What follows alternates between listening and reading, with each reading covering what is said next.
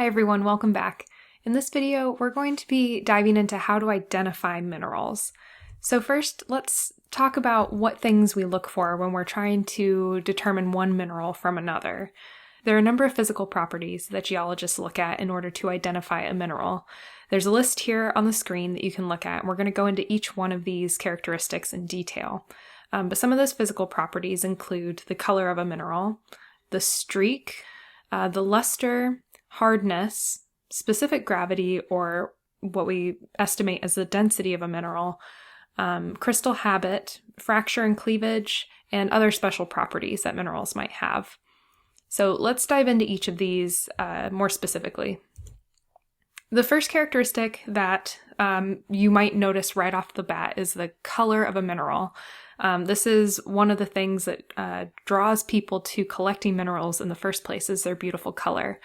The thing is, though, color isn't necessarily a diagnostic characteristic of a mineral. It's not something that tells you immediately what the mineral is. Lots of minerals come in a variety of colors. A good example is quartz. I have a sample of quartz right here.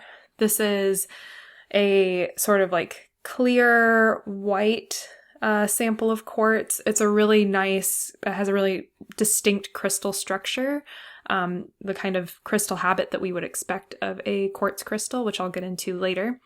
But we also know that quartz comes in a number of other colors, and the reason for this is that quartz can have impurities in it, so other elements might make their way into the crystal lattice, and that can change the color of the quartz. So we can get a milky quartz that is white, or amethyst, which is sort of a purple or maroon shade, or rose quartz, which is the pink variety that you often see or that people often collect.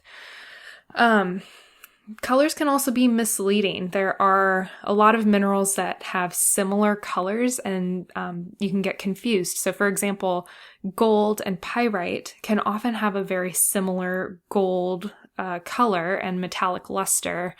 And that can make them look similar, and that's why pyrite has earned the colloquial name fool's gold. It's often confused with real gold.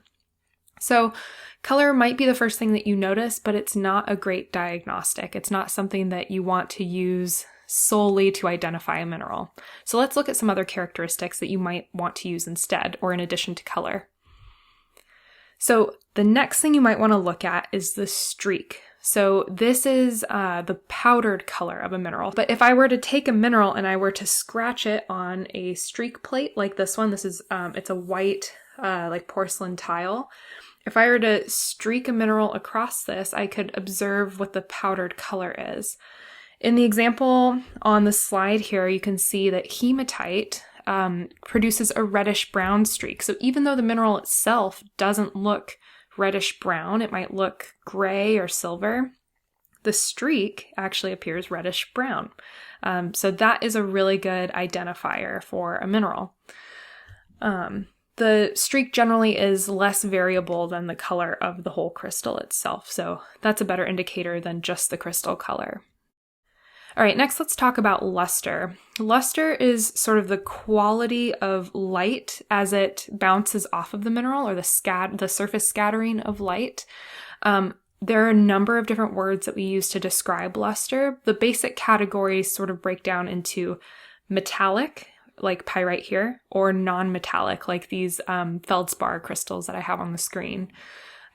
Those are sort of the basic categories. If you're looking to identify a mineral, they're often categorized in metallic and non-metallic, but there are some other words that we might use. So metallic, that's one, non-metallic is the other. You might describe a crystal as having a glassy luster. Quartz, for example, often has a glassy luster or glassy appearance. You might say a crystal or a mineral is pearly. So it might have sort of this iridescence, or it might have a sheen similar to a pearl. It might appear waxy or resinous, if you've ever looked at resin and know what that looks like. Or it might appear even greasy. So these are some words that we typically use to describe the luster, or the quality of light as it bounces off of the mineral. Again, the most basic terms are metallic and non-metallic, but if you can get more specific, that's really helpful in identifying a mineral. Another characteristic that we use to identify minerals, and this is sort of a key one, is hardness, or the sort of the toughness of a mineral. We use a hardness scale called Mohs hardness scale, and this has a ranking of minerals from least hard at 1 and up to the hardest mineral at 10. So here you can see that we have talc sort of on the low end, that's our 1, and you can kind of work our way up some common minerals along Mohs hardness scale. So there's talc, gypsum at 2, calcite at 3, fluorite at 4, apatite at 5, orthoclase, which is a type of feldspar, at 6, quartz at 7, topaz at 8, corundum at 9, and then diamond way up here at 10. And what you'll notice is that scale is it's not a linear scale. So as these numbers get higher, these minerals get increasingly harder. The way that we test hardness, or the way that geologists test hardness, is pretty basic. We have some key items in our mineral testing kit that we use to test hardness. So you'll see here on the scale that we'll use our fingernails to test to see if something is harder or softer than our fingernail. So our fingernail clocks in at about a 2.5 on the Mohs hardness scale. So if you can scratch the mineral with your fingernail, that means that the mineral is softer, right? If you're able to scratch it, it's softer. So gypsum and talc would be softer than your fingernail. There are a number of other minerals that might be softer, but those are 2 examples. Anything that can't be scratched by your fingernail, it would go up on the Mohs hardness scale. So calcite might be harder than your fingernail. If you find that you can't scratch a mineral, you might want to try another item to scratch the mineral, see if it's harder. So pennies, we could all probably find a penny. These are often in our mineral kits as well. So a mineral that is, is harder than a penny, would be harder than 3.5. If you're able to scratch a mineral with a penny, then you know it's softer. So if you are able to scratch a mineral with your fingernail, but not a penny, it's somewhere between 2.5 and 3.5. We often also keep a piece of glass in our mineral kits. So here's an example of a piece of glass, which is in my mineral kit, and it has a bunch of scratches on it because this has been used for a number of mineral tests. But glass comes in at about a 5.5 on the Mohs hardness scale. So again, if you're not able to scratch the glass with the mineral is less than 5.5. After that, you're looking at using a steel file, or maybe any other kind of piece of steel would work, like a nail file or something like that would work. That would come in at about a 6.5. But really, between your fingernail, copper penny, and glass, you can really narrow down the hardness quite well. The next quality we're going to talk about is specific gravity. This is the measurement that we use to estimate density of a mineral.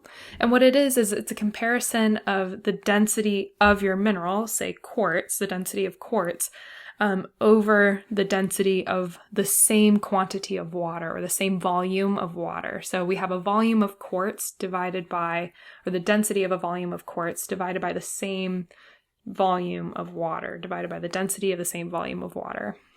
And really what that gives us is just a measure of density that we can use. So again, it's the ratio of weight of a mineral and the weight of water, and those volumes have to be the same so that you can compare them. If you're just trying to identify a mineral and you don't know the specific gravity, you can sort of hold the mineral and see if it feels significantly heavier or significantly lighter than you might expect it to. And your ability to do this sort of gets better over time and with practice. But there are some minerals that you pick them up and they surprise you by how heavy they are. And there are others that feel extremely light for the size.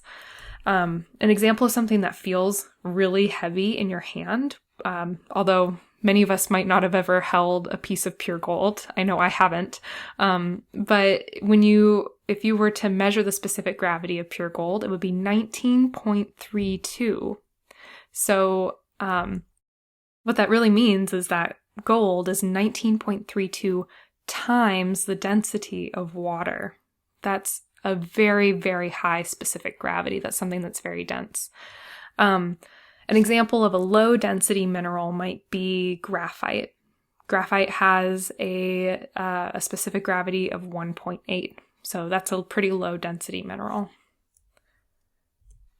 All right, the next quality we're going to talk about is crystal habit. So remember when we talked about asbestos, that sort of class of 6 different minerals that has this fibrous crystal habit? Let's talk about what that means and what other crystal habits we might expect in minerals. What crystal habit is, it's the favored growth pattern of a mineral. So it's the way that the mineral prefers to grow when you give it space to grow. Some other words that we might use to describe crystal habit might include blocky or tabular, prismatic. It might look like a prism of some kind. Bladed, radiating. Something that's radiating might have lots of pieces, lots of crystals that sort of span out and radiate out like a sun. Botryoidal is a very specific one.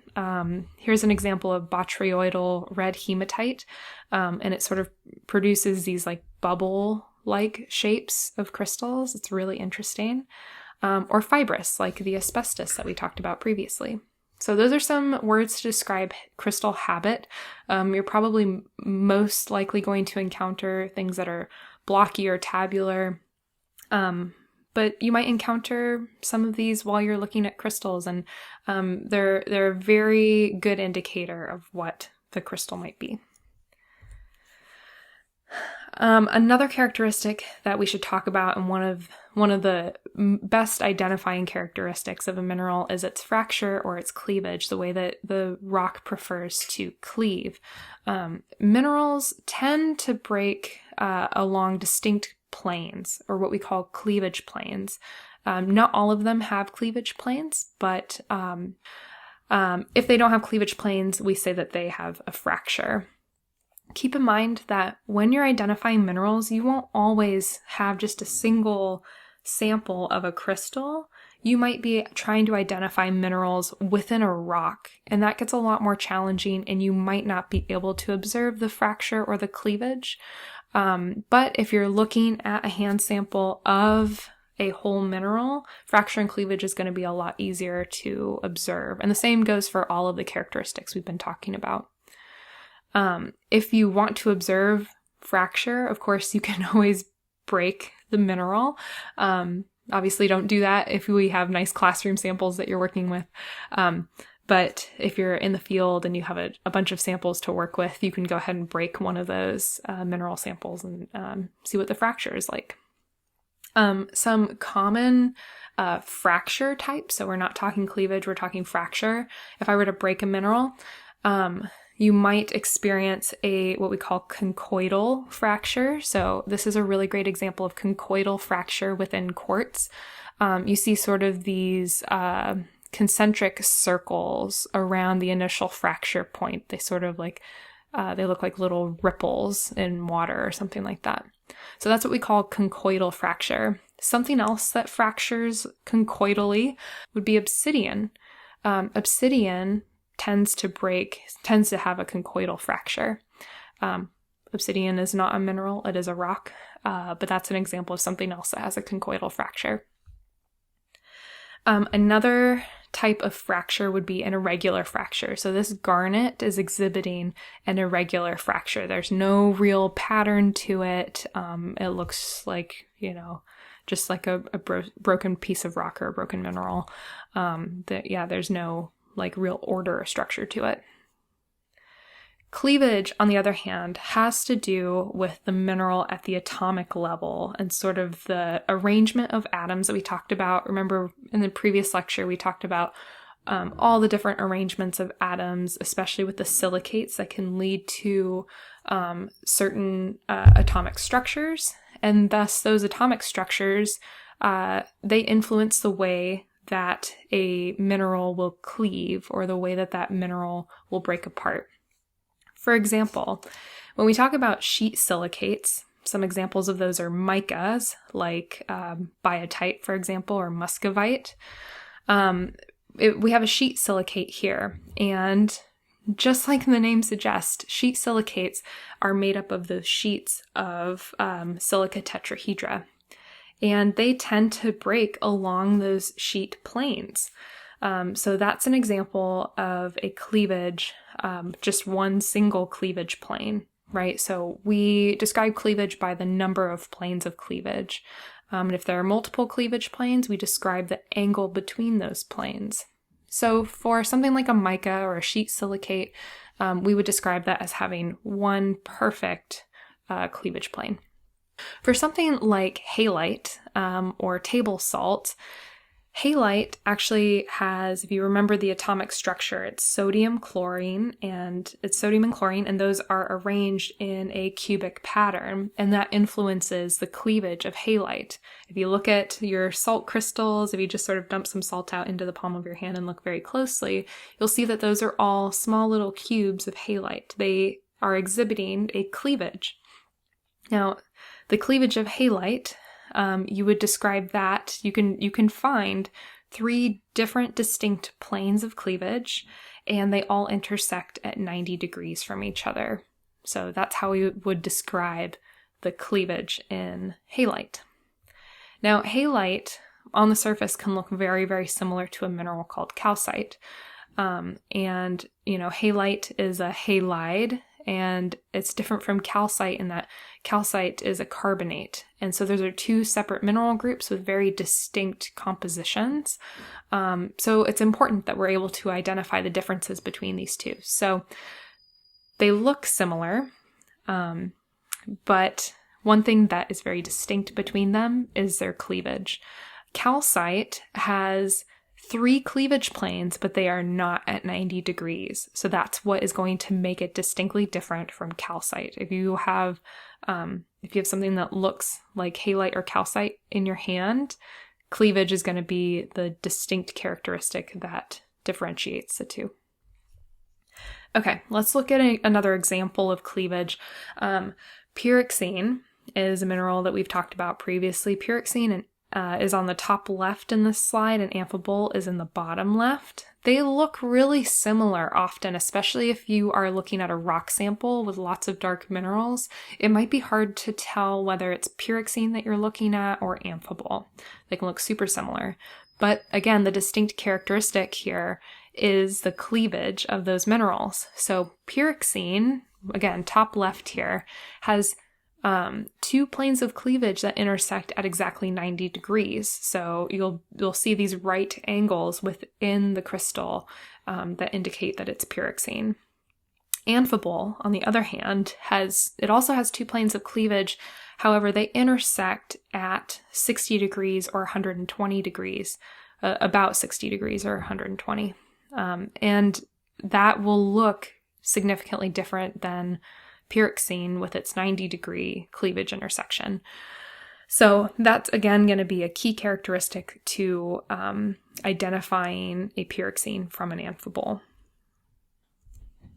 Okay, finally, let's talk about some special properties that will help you identify specific minerals. So some minerals have very distinct properties. One of the most common ones to identify, especially in the field or in a lab, is calcite. Calcite, it reacts with dilute hydrochloric acid, or HCl. So oftentimes geologists will carry around with them a little vial or a little eyedropper with like 10% hydrochloric acid. And if they just drop a little bit on a sample of calcite, it will cause a chemical reaction that produces a gas, and bubbles will form on the surface of the calcite. So again, super common test that we do as geologists. Dolomite another carbonate mineral. It also reacts to hydrochloric acid, but not as strongly. So it's good to compare a calcite reaction to a dolomite reaction, so you could sort of see what calcite, how that reacts. It's very reactive, and how dolomite doesn't react quite so much. Magnetite also has a unique property. Like its name suggests, it's magnetic. So if you take like steel nails, they would be attracted to magnetite. Geologists will often carry around a piece of metal or a magnet with them to test whether a mineral is magnetic. Halite, table salt. You're probably familiar with the flavor. It tastes salty. I wouldn't recommend licking minerals, especially in a class that you share with other people, but that is a key indicator of halite. Fluorite, for example, it fluoresces. If you shine ultraviolet light on it, it will actually glow. There are a number of fluorescent minerals. It's pretty interesting. And things like uraninite, they're radioactive. There are a number of radioactive minerals that you can measure with a Geiger counter if you have one. And the mineral sulfur, it smells like rotten eggs. It doesn't smell so great, but some minerals actually do have a scent, a noticeable scent to them. So a lot of times you're using all of your senses to identify a mineral, or you're using tools like magnets and hydrochloric acid to look at these distinctive properties. Here I want to show you an example of a mineral identification chart that you might come across if you're working on identifying minerals. This is one that I've put together for our class specifically, but it's very, very similar to other mineral charts. And I just have this one because I've embedded some special links to it that you'll find hopefully helpful. So here you can see that each column is a different characteristic of minerals that you might want to make note of. So we have luster in the far left because I think that's a great one to start with. Streak, cleavage or fracture, the hardness, the color, and other diagnostic properties, and that should lead you to a mineral name. What's special about our mineral chart here is I'm trying to find 3D models of all of these minerals that you can look at. Keep in mind that every time you look at halite, it's not going to look the same, and every time you look at quartz, it's not going to look exactly the same. But I want to provide you with these 3D models so you can sort of get used to looking at them and you can see some examples. So hopefully this identification chart comes in handy when you're identifying minerals. Okay, so we're going to do a quick exercise here where we're looking at a mineral. We're looking at a 3D model of a specific mineral, and I'm going to walk you through how I would go about identifying this mineral. So this is from a website called Sketchfab, which allows you to make 3D models of basically anything, and it's a way for people to look at them, and they can click and drag and rotate them around. It's been totally game-changing for online learning, especially with geology. You can find just about any mineral that you want to look at on Sketchfab. It's really cool. Okay, so if I were to go about trying to identify this mineral, I would first want to look at the luster of this mineral. So to me, if I rotate this around, I don't really see like any like metallic luster. It doesn't look like a metal to me. I might say that this is a non-metallic mineral. It's really hard to assess the luster in a 3D model like this online unless they have like varying light on it. But I do have a sample of the same mineral in my hand. So if I'm looking at this hand sample, I notice, again, it doesn't appear to be metallic. To me, this sort of has a glassy luster to it. So yeah, I'm going to stick with non-metallic, possibly glassy luster. The next thing I might want to look at, I might want to do a hardness test or a scratch test. So I didn't really talk about color because, again, color's not super diagnostic. So I skipped right to the luster because that is a better indicator of what type of mineral I'm looking at. So I'm going to do a streak test, see if I can streak my mineral. Again, I can't do this with the 3D model, but I can do it with my hand sample. And when I streak this across the plate and I look at the powder to me looks white. Okay, so I have a white streak and a non-metallic luster. Now I'm interested in looking at the hardness of my sample. So I'm going to go ahead and do a hardness test for the mineral in my hand. The first thing I'm going to do is I'm going to try to scratch it with my fingernail. If you have porcelain nails or fake nails, this isn't going to work. So you want to make sure that you're using like a raw fingernail. So I'm going ahead and I'm trying to scratch it with my fingernail. And yeah, I'm not really getting anything. I can't see any grooves in the surface of the mineral that were caused by my fingernail. So I'm going to go ahead and grab my penny. And remember, pennies are about a 3.5 on the Mohs hardness scale. So just to summarize, I couldn't scratch it with my fingernail, so that means that the sample, the mineral, is harder than my fingernail. It's harder than a 2.5. So if I try to scratch it with the penny, I don't know if you can hear that, but maybe you can. I actually can see a scratch in the surface. So this mineral is harder than my fingernail, but softer than the penny. So it's somewhere between a 2.5 and a 3.5 on the Mohs hardness scale. So we narrowed it down quite a bit. From a range of 1 to 10, we've narrowed it down to, 2.5 to 3.5.